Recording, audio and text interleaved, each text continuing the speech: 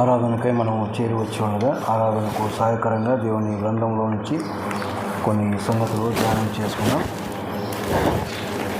యోహాను రాసిన మొదటి పత్రిక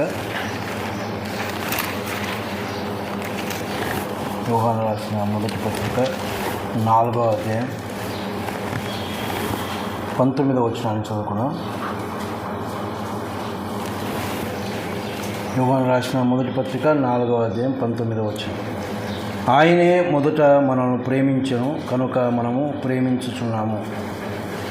ప్రేమైన వాళ్ళారా, ఆయనను ఆరాధించడానికై మనము చేరి వచ్చి ఉండగా ఆరాధనలో ప్రాముఖ్యమైనటువంటి సంగతి లేక ఆరాధనకు మూల కారణం ఆయన మనల్ని ప్రేమించినాడు అనడమే దానికి మూల కారణం. ఆయన మనల్ని ప్రేమించకపోతే మనం ఇక్కడ ఉండేవాళ్ళం కాదు. ఆయనే మనల్ని మొదట ప్రేమించను అని కూడా మనం చూస్తాం. మొట్టమొదట ఆయనే మనల్ని ప్రేమించాడు, మనం ఆయన్ను ప్రేమించలేదు.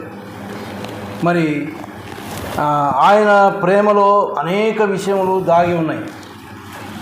ఆరాధించడానికి వచ్చినప్పుడు ఆయన యొక్క ప్రేమను మనం ఒకసారి గుర్తు చేసుకుంటే, ఆయన మనల్ని ఎప్పుడు ప్రేమించాడు అనగా ఎలాంటి స్థితిలో ఉండగా మనల్ని ప్రేమించాడో, ఎందుకు ఆయన మనల్ని ప్రేమించాడో దాన్ని మనం అర్థం చేసుకోగలిగితే, ఆ ప్రేమ మనకు అర్థమైతే ఆయన్ను తగిన రీతిగా ఆయన్ను ఆరాధించగలం, ఆయన్ను ఘనపరచగలం. ఆయన యొక్క ప్రేమను మనం ఎరిగినటువంటి వారమే. ఆయన ప్రేమను అనుదినము రుచి చూస్తూ ఉన్నాం.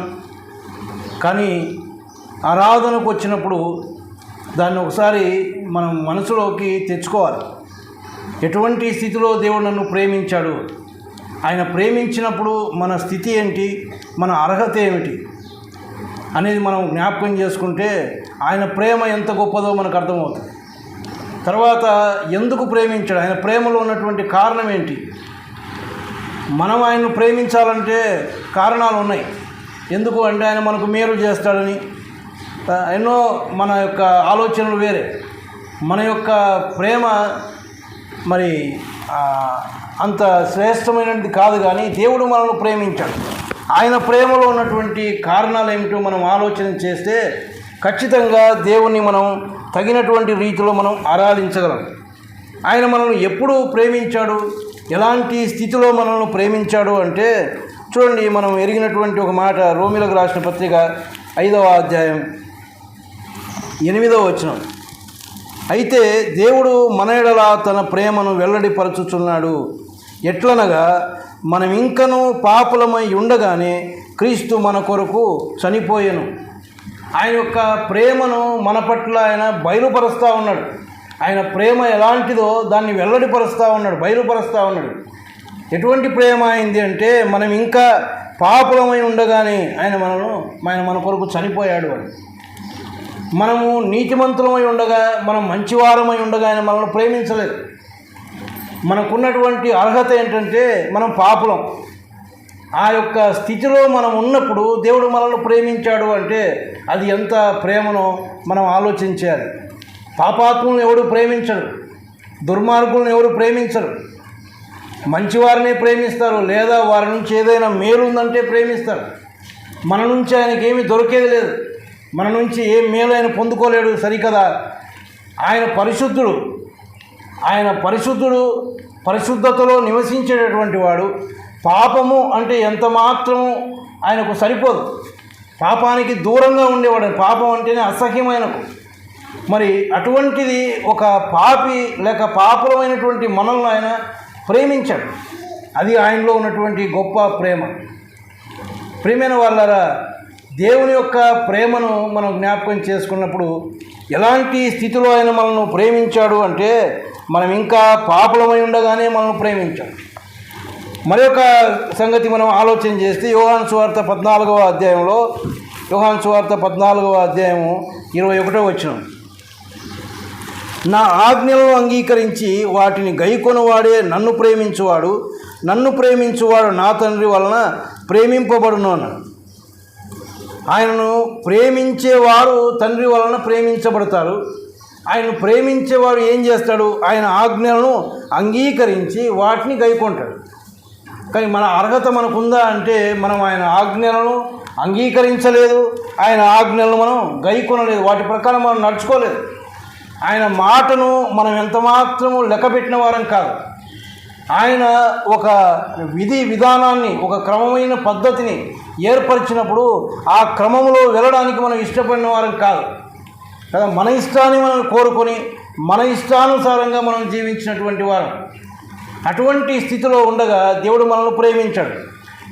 ఒక వ్యక్తి కనీసం ప్రేమించాలంటే వాడు చెప్పినట్టుగా వింటా ఉంటే ప్రేమిస్తాడు. మనం వినడం లేదు, ఆయన ఏది చెప్పినా మనం వినలేదు, అయినా కూడా మనల్ని ప్రేమించాడు. వినడం లేదు అంటే మూర్ఖులంగా ఉన్నప్పుడు, మూర్ఖత్వం మనలో ఉన్నింది. దేవుడు ఎంత ప్రేమ చూపించి ఎంత మంచిగా మనతో మాట్లాడినా, ఎంత సమీపానికి వచ్చినా కూడా ఆయన త్రోసిపుచ్చినటువంటి అనుభవాలు కలిగిన వారు. అయినా కూడా దేవుడు మనల్ని ప్రేమించాడు. కాబట్టి ఆరాధించడానికి వచ్చినప్పుడు ప్రేమ మూల కారణం. ఆయన చూపించినటువంటి ప్రేమ, ఏ స్థితిలో ఉండగా మనల్ని ఆయన ప్రేమించాడో దాన్ని మనం జ్ఞాపకం చేసుకోవాలి. పాపాత్ములమై ఉండగా మనల్ని ప్రేమించాడు.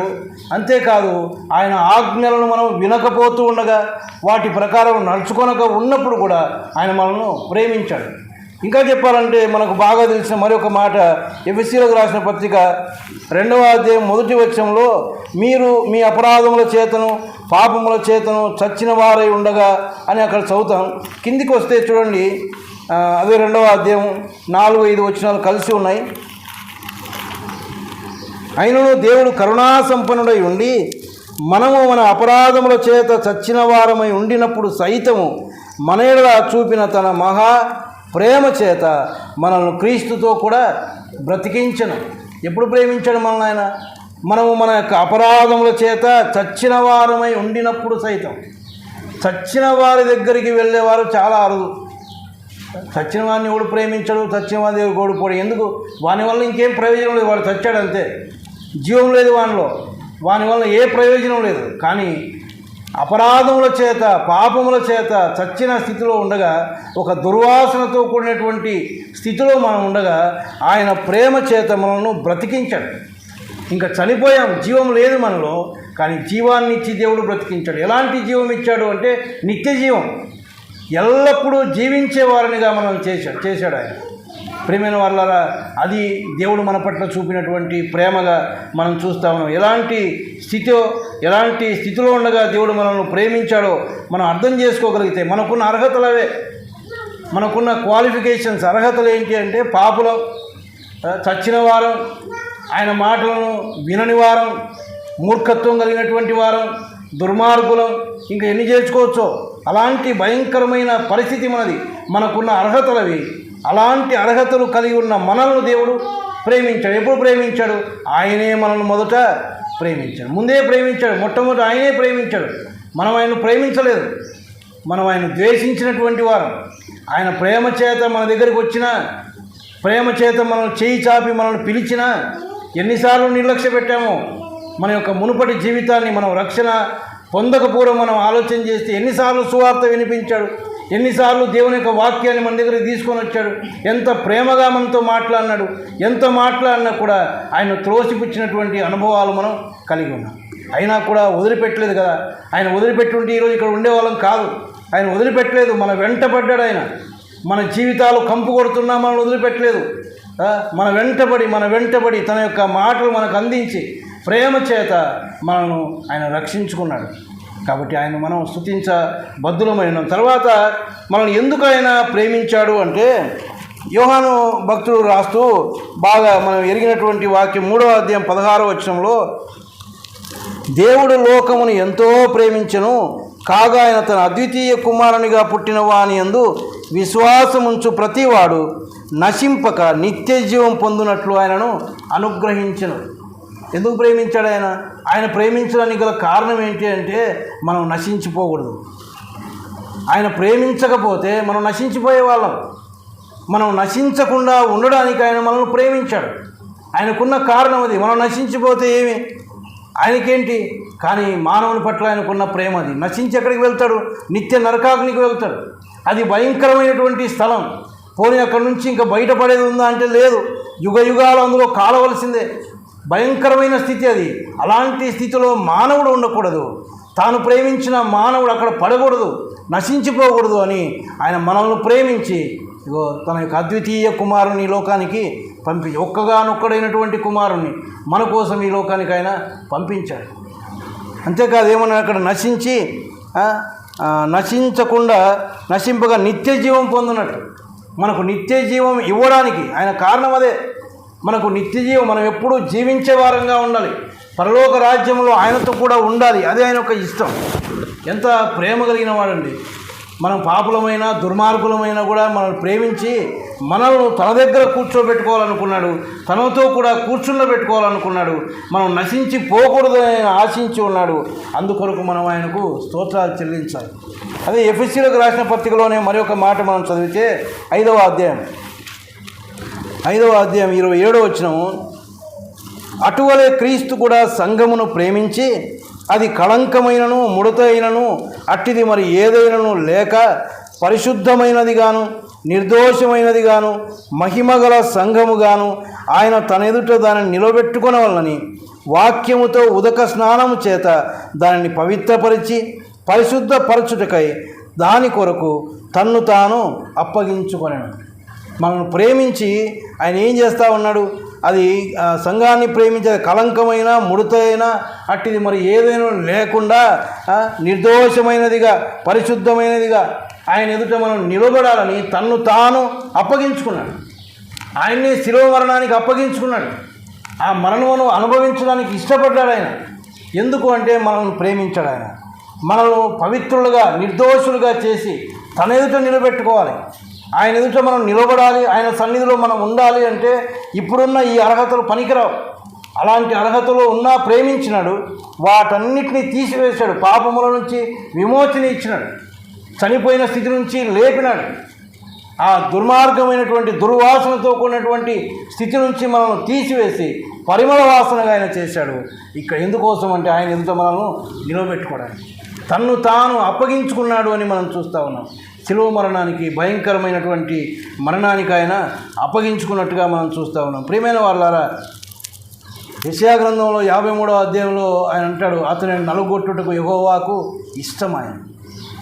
ఆయన నలుగొట్టడానికి దేవునికి ఇష్టమైంది. ఎందుకు అంటే ఆయన నలగొట్టబడకపోతే మన పాపములకు విమోచన లేదు, ఆయన నలగొట్టబడకపోతే మనకు నిత్య జీవం లేదు. అందుకోసం ఆయన నలగొట్టుటకు ఆయన ఇష్టపడ్డాడు. తన ముద్దు కుమారుడు ఆ శిలువలో ఎంత అవమానపరచబడుతూ ఉన్నాడు, ఎంత హేళన చేయబడుతూ ఉన్నాడు, కానీ ఏమాత్రము దానికి ఆయన వ్యతిరేకత చూప ఇష్టపడుతూ ఉన్నాడు. ఎంత ప్రేమ మన పట్ల చూపించాడు. ఇంకా మనం చెప్పాలంటే ఆ శిలువలో యేసు ప్రభువు వారు పలికిన ఒక మాట, నా దేవా నా దేవా నన్నెందుకు చెయ్యి విడిచితివి అంటే తన కుమారుని చెయ్యిని ఆ శిలువలో విడిచిపెట్టాడు. పనికి మాలిన వారమైన మన చేయి పట్టుకోవడానికి, మనల్ని హత్తుకోవడానికి తన కుమారుని చెయ్యి వదిలిపెట్టేశాడు. ఆ స్థితిలో మనకు తెలుసు ఆ శిలువ మీద పలికినటువంటి ఆయన మాటలు, తండ్రి అని పిలిచాడు. తండ్రి వీరేమి చేయుచున్నారో వీరు ఎరగరు అన్నటువంటి ఆ ప్రభువే ఇప్పుడు అంటా ఉన్నాడు, నా దేవా అంటే ఆ యొక్క స్థానాన్ని కోల్పోయాడు. నా దేవా నా దేవా నన్నెందుకు విడిచిపెట్టావు, నా చెయ్యి ఎందుకు విడిచిపెట్టావు? ఎంత భయంకరమైన స్థితి. ప్రియమైన వల్ల మానవులమైన మన పట్ల దేవునికున్న ప్రేమ ఎంత గొప్ప ప్రేమ. ఇంకా ఆయన మనల్ని ఎందుకు ప్రేమించాడు అంటే చాలా కారణాలు ఉన్నాయి. చూడండి, తెస్సలోనికీయులకు రాసిన 2వ పత్రిక 2వ అధ్యాయం, తెస్సలోనికీయులకు రాసిన 2వ పత్రిక 2వ అధ్యాయం 16వ వచనం, మన ప్రభు అయిన యేసు క్రీస్తును మనలను ప్రేమించి కృపచేత నిత్యమైన ఆదరణయు శుభ నిరీక్షణయు అనుగ్రహించిన మన తండ్రి అయిన దేవుడును అన్నాడు. మనల్ని ప్రేమించి కృపచేత నిత్యమైన ఆదరణ శుభ నిరీక్షణ కదా, శుభ నిరీక్షణ అనుగ్రహించాడు. నిత్యమైనటువంటి ఆదరణ, ఎప్పుడూ ఉండేటటువంటి ఒక ఆదరణ ఏంటిది? పరిశుద్ధాత్మని మనకు అనుగ్రహించాడు. ఆయన ఆదరణకర్తగా ఆయన వెళ్ళిపోతూ పరిశుద్ధాత్మని మన కొరకు పంపించాడు, పరిశుద్ధాత్మని మనకు అనుగ్రహించాడు, శుభ నిరీక్షణ ఇచ్చాడు. ఒక నిరీక్షణ మనకుంది, ఈ లోకాన్ని వదిలిపెడితే ఇదిగో నేను పరలోకంలో ఆయనతో కూడా సదాకాలం ఉంటాను. అందుకోసమే మరణాన్ని గురించి మనం భయపడం. ఎప్పుడొచ్చినా పర్వాలేదు, మరణం కదా. మరణానికి ఎవరు భయపడతారు? నరకానికి పోయేవాడు భయపడతాడు. దేవుని దగ్గర ఉంటాము అన్నప్పుడు దీనికంటే అదే మేలు. ఇక్కడ కన్ను మూస్తే దేవుని దగ్గర ఉంటామంటే దీనికంటే అదే మేలు. ఆ యొక్క శుభ నిరీక్షణ దేవుడు మనకిచ్చాడు. ప్రేమైన వాళ్ళరా, ఎంత ప్రేమ దేవునికి, ఎంత ప్రేమ! నశించిపోతున్నటువంటి మనల్ని ప్రేమించాడు. నశించి నిత్య నరకాగ్నికి వెళ్ళేటటువంటి మనల్ని ఆయన ప్రేమించాడు. మన కొరకు తన కుమారుని పంపించాడు. ఆ కుమారుని గురించి కూడా మనం చదువుతాం. ఆయన దేవుని స్వరూపం కలిగినటువంటి వాడు, దేవునితో కూడా ఉన్నటువంటి వాడు, ఆ మహా తేజస్సులో ఉన్నటువంటి వాడు. కానీ ఆ యొక్క వైభవాన్నంతా వదిలిపెట్టాడు. ఈ లోకంలో నీ కొరకు నా కొరకు దీనునిగా జన్మించాడు. ఆయన ప్రేమ మాటలతో చూపిన ప్రేమ కాదు, తన ప్రాణాన్నే మన కొరకు అప్పగించాడు. మనం ప్రేమించి ఆ ప్రాణం అప్పగించడం అంటే ఒక్క దెబ్బతో పోయిన ప్రాణం కాదది. మన పాపములన్నీ ఆయన మీద మోపబడి ఉన్నాయి. ఆ పాపములకు రావాల్సిన శిక్ష ఆయన భరించాలి. అప్పుడే ఆ శిక్షకు ప్రాయశ్చిత్తార్థం, ఆ పాపానికి ప్రాయశ్చిత్తార్థం దొరుకుతుంది. ఖచ్చితంగా మనకు మారుగా, మనకు జామీనుగా నిలబడ్డాడు. ఆ పాపానికి రావాల్సిన శిక్ష ఆయన భరించాలి. అప్పుడే మనకు విమోచన. కాబట్టి ఆ భయంకరమైన మరణానికి ఆయన అప్పగించాడు. ఆ పాపములన్నీ ఆయన మీద మోపబడి ఉంటే ఒక్కొక్క పాపానికి రావాల్సిన శిక్ష ఆయన భరించాడు. ఆయన తీసుకొని వెళ్ళారు. ఆయన పై వస్త్రాన్ని తీసివేశారు. ఇదిగో ఆయన ఒక ముఖం మీద ఉమ్మి వేశారు. ఆయన గడ్డపు వెంట్రుకలు పెరుగుతూ ఉన్నారు. కొరడాలతో కొడుతూ ఉన్నారు. అవమానపరుస్తూ ఉన్నారు. హేళన చేస్తూ ఉన్నారు. భారమైనటువంటి మ్రాణాన్ని మీద మోపారు. యెరూషలేము వీధుల గుండా ఆయన తీసుకొని వెళ్తూ ఉన్నారు. భారమైన మ్రాణాన్ని మోయలేక పడిపోతూ ఉంటే కొరడాలతో కొడుతూ ఉన్నారు. ఎంత భయంకరమైన మరణం! చివరికి ఆ శిలువలో ఆయన చేతికి మేకులు కొట్టారు. తలకు ముళ్ళ కిరీటం, పక్కలో బల్లెపోటు, కాళ్ళకు మేకు, శరీరం అంతా గాయపరచబడ్డాడు. ప్రియమైన వాళ్ళరా, మన పాపానికి రావాల్సిన శిక్ష అది. నిజంగా నువ్వు నేను చేసిన పాపాలకు అనుభవించవలసిన శిక్ష అది. చేతులతో చేశాం పాపం, తలతో చేశాం, హృదయంలో తలంచి చేశాం, కాళ్ళతో నడిచి చేశాం. వీటన్నిటికీ మన మీదకి రావాలి శిక్ష. కానీ మనకు మారుగా నిలబడ్డాడు. మనల్ని ప్రక్కన పెట్టి ఆయన నిలబడ్డాడు. ఎంత గొప్ప ప్రేమ! తప్పిపోయిన కుమారుని గురించి మనం చూస్తాం. తండ్రి యొక్క ప్రేమ. తండ్రిని వదిలిపెట్టి వెళ్ళిపోయాడు. ఉన్నదంతా పాడు చేసుకున్నాడు. చివరికి అన్నీ పోగొట్టుకొని పందులు తినే పొట్టు తినాలని ఆశించి ఆ యొక్క స్థితిలో వస్తూ ఉన్నాడు. వచ్చేటప్పుడు ఆయన స్థితి ఎలా ఉంటుందో చూడండి. ఎంతకాలమైందో స్నానం లేక, ఎంతకాలమైందో తిండి లేక క్షీణించిపోయాడు. వాసనతో ఉన్నాడు. కానీ తండ్రి దూరం నుంచి చూసి పరిగెత్తుకొని పోయి కౌగులించుకున్నాడు. అది ఆయన ప్రేమ. కంపు చూడలేదు ఆయన, మన యొక్క స్థితి చూడలేదు ఆయన. అంత గొప్ప ప్రేమ మన పట్ల. ఆయనే మనల్ని ప్రేమించాడు. ఆయనే మొదట మనల్ని ప్రేమించాడు. మరి ఆయన ప్రేమకు బదులుగా మనం ఏం చేస్తాం? ఇంత గొప్ప ప్రేమ ఆయన మన పట్ల చూపిస్తే మనం ఎలాగ ఆయన్ను ఆరాధిస్తా ఉన్నాం? ఆయన ప్రేమను తలుచుకుంటే ఎలాగ ఆరాధించాలో ఖచ్చితంగా ఆరాధించాలి. కాబట్టి ప్రేమైన వాళ్ళరా, దేవుని యొక్క ప్రేమ అపారమైంది. ఆయన యొక్క ప్రేమలో దాగి ఉన్నటువంటి సంగతులు అనేకం ఉన్నాయి. ఆయన ప్రేమలో ఉన్న విశేషతలు చాలా ఉన్నాయి. అవన్నీ మనం ఒకసారి మన మనసులోకి తెచ్చుకోగలిగితేనే ఆయన్ను సరైనటువంటి రీతిలో మనం ఆరాధించాలి. ఆరాధించడానికి వచ్చినప్పుడు ఖచ్చితంగా మనం ఆలోచించాలి. ఖచ్చితంగా మన మనసులోనికి ఆ కార్యాలు రావాలి. వాటిని తలపోసుకోవాలి. అప్పుడే ఆరాధించగలం. అప్పుడే ఆయన ఆనందిస్తాడు మన ఆరాధన విషయంలో. హృదయపూర్వకమైనటువంటి ఆరాధన మనం చేయగలం. ఆయన యొక్క ప్రేమను మనం జ్ఞాపకం చేసుకోవాలి. ఆయనే మనల్ని మొదట ప్రేమించాడు. మనం ఆయన్ని ప్రేమించలేదు.